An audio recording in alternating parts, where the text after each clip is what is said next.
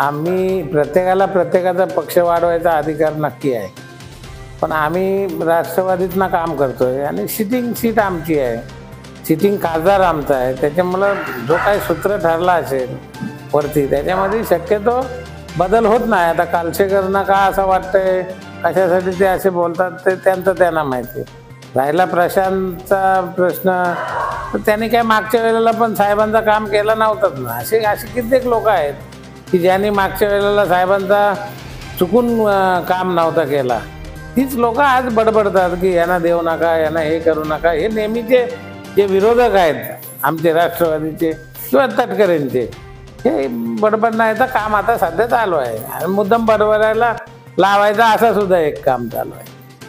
महायुतीचे सगळे निर्णय हे वरच्या लेवलला शिंदे साहेब असतील, फडणवीस असतील आणि साहेब असतील, अजितदादा असतील, ह्याच लेवलला होणार आहेत. आणि खासदारकीचे अजून वरती झाले तर दिल्लीला होतील.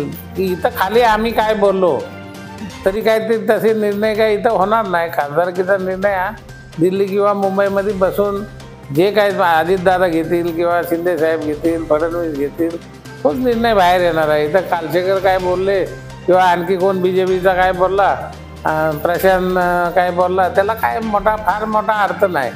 ही जी लोक आहेत आताची बोलणारी, ही सगळी तटकरेंची विरोधक आणि राष्ट्रवादीचे विरोधक. त्यांना राष्ट्रवादीपेक्षा तटकरे विरोधक महत्त्वाचा. आणि हे कधीच कुठल्याच निवडणुकीत यांनी साहेबांचा काय कधी काम केलं नाही. हा पक्षांतर्गत प्रश्न आहे. त्यांचा पक्ष मागू शकतो, आम्ही मागू शकतो. शेवटी निर्णय जो होईल एकत्र, तो निर्णय ज्याचा होईल त्याचं काम करायचं आहे ना. कोणी कोणाला अंगात येऊन काम करायची गरज नाही. धैर्यशील पाटील असले तरी त्यांनी मर्यादेच्या बाहेर जाऊन काय बोलणं चुकीचं आहे आता.